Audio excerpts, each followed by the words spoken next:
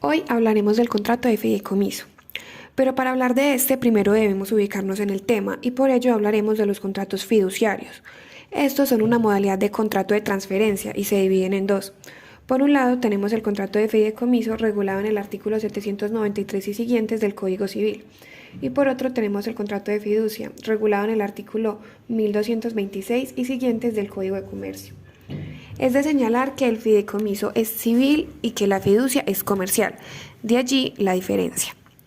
Ahora sí, hablemos del contrato de fideicomiso. Este es un tipo de contrato en el cual un sujeto transfiere la propiedad a otro cuando éste cumpla una condición dada. Y mientras esto ocurra, nombra a alguien como propietario fiduciario. Por ello, en el fideicomiso aparecen tres sujetos. Por un lado está el fideicomitente, que es quien constituye el fideicomiso. Por otro lado tenemos al fiduciario, que es quien va a ostentar la propiedad fiduciaria. Y en otro lado tenemos el fideicomisario, que es quien será el beneficiario cuando cumpla la condición. Esta transferencia de dominio pasa con un gravamen que consiste en que cumplida una condición se le va a restituir al fideicomisario. Por esto se llama propiedad condicionada, puesto que el fiduciario será dueño hasta que se cumpla la condición y cumplida esta, este sujeto estará obligado a transferirle el bien al beneficiario. El fiduciario, al ser propietario del bien, puede disponer en vida, o sea, esto es que puede vender, permutar sin ningún problema, puesto que a donde el bien vaya, va con el gravamen. Pero cuando el propietario fiduciario fallece, pueden pasar dos cosas. La primera es que la muerte fuera la condición que requería el beneficiario y de ser así, se transferirá el bien de inmediatamente. La segunda es que puede pasar que si el fiduciario fallece, se siga pendiente de la condición. De darse esto, se puede pasar a los herederos del fiduciario. Ahora, los requisitos de existencia y validez del fideicomiso, como en cualquier otro contrato, son los sujetos, capacidad, objeto, consentimiento, entre otros. Por ello hablaremos de los sujetos. En el fideicomiso, aunque los sujetos son tres, las partes solo son dos. Como partes tenemos al fideicomitente y al fiduciario. Los dos pueden ser personas naturales o jurídicas y no tienen exigencias especiales. Es de resaltar que el fideicomisario es un sujeto contractual que no es parte.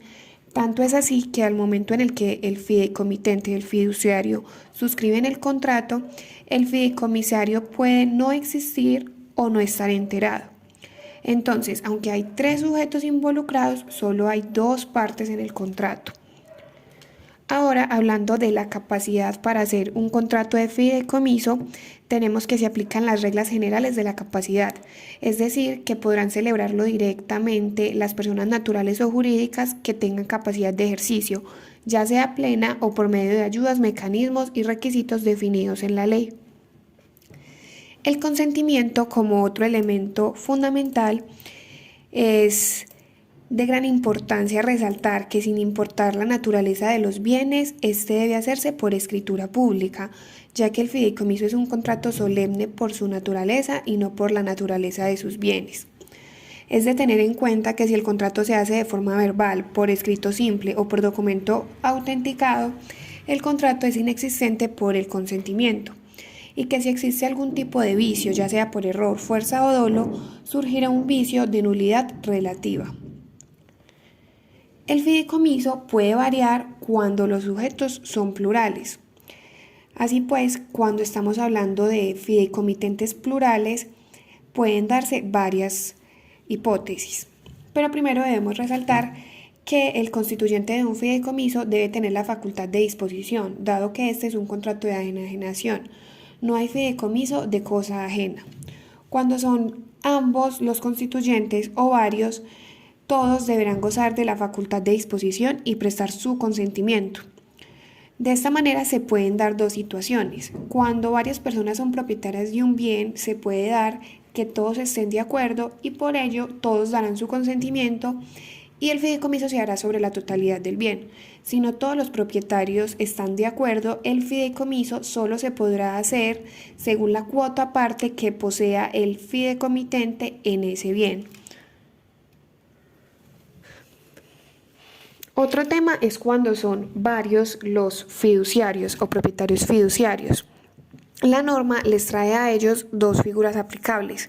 La primera es que podrán disponer de una administración compartida, donde todos son dueños y por ende todos deben administrar el bien. Sin embargo, la ley dice que si alguno de los copropietarios ofrece mejores garantías y seguridades para la administración exclusiva, pero la propiedad sigue siendo compartida, entonces se le podrá solicitar al juez que le entregue esa administración, siempre y cuando siga respetando la propiedad compartida que posee. Otra de las posibilidades es el acrecimiento. Este es el derecho a incrementar el derecho que ya se tiene, valga la redundancia. Se llama acrecer, puesto que A y B ya tienen un derecho, el de propiedad fiduciaria, y la ley faculta el acrecimiento en caso de muerte o por acto entre vivos. La pregunta es si se debe solicitar o no este acrecimiento. La norma lo trae como una facultad. Sin embargo, si no se ejerce, va a los herederos, pero se podrá ejercer. Todo va a depender de cómo esté redactado el fideicomiso. Es decir, puede que no sea un derecho, sino que en la redacción del contrato se haya plasmado como una obligación. Esto es, fallecido alguno de los fiduciarios, el otro acrecentará su porcentaje. Todo dependerá del contrato. Si se ejerce la facultad de acrecimiento, los bienes no entran a la masa sucesoral del causante. Otra de las posibilidades es que sean varios los fideicomisarios. En este caso hay dos situaciones a tener en cuenta. Puede haber beneficiarios parígrados. Esto quiere decir que están en el mismo grado o nivel, y cumplida la condición pueden pasar dos cosas. La primera es que todos los fideicomisarios cumplan. Es importante recordar que si la condición se hace fallida, el fiduciario pierde la calidad de propietario fiduciario y se convierte en propietario pleno. Pero también se puede dar el caso en que algunos de los fideicomisarios cumplan y otros no lo hagan. En este caso, la norma supletivamente dice que se transferirá la propiedad al que cumple, y en caso de que los demás todavía puedan cumplir, quien recibió primero deberá ir transfiriendo a medida que lo cumplan. Pero también pueden haber beneficiarios sustitutos. Quiere decir que no están en el mismo grado, sino que uno sustituye al otro. Estos fideicomisarios están en diferente nivel, lo que quiere decir que cuando el primero falle en la condición, se le podrá entregar al siguiente si éste la cumple. El fideicomiso, como todo en el derecho, tiene una excepción.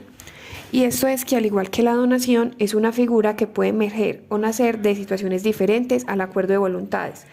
Esto es, un fideicomiso también se puede constituir vía testamento. Por eso, el artículo 807 del Código Civil nos crea una excepción a la regla, que consiste en la ausencia de fiduciario. En resumen, se dice que, en caso tal de que en el acto de constitución no quede determinado quién es el fiduciario, o desapareciendo el fiduciario no haya quien lo suceda mientras la condición está pendiente, el constituyente va a ocupar su lugar. El mismo artículo 807 del Código Civil trae otro detalle, y es el hecho de que al momento de la constitución a fideicomitente no determine quién es el fiduciario. En este caso se entenderá que el constituyente es el mismo fiduciario. Esto se llama como fideicomiso unilateral, puesto que A es igual a B. En el fideicomiso unilateral no hay transferencia de dominio, sino que se modifica el tipo de propiedad sobre el bien. A es propietario pleno y pasa a ser propietario fiduciario. En términos prácticos, esto se ve reflejado en el certificado de libertad y tradición. Como el artículo 807 permite que el constituyente llegue a la posición de fiduciario, es posible que vuelva a ser propietario pleno en caso de que la condición se haga fallida. Es la única posibilidad en la que el constituyente puede ser propietario pleno del bien dado.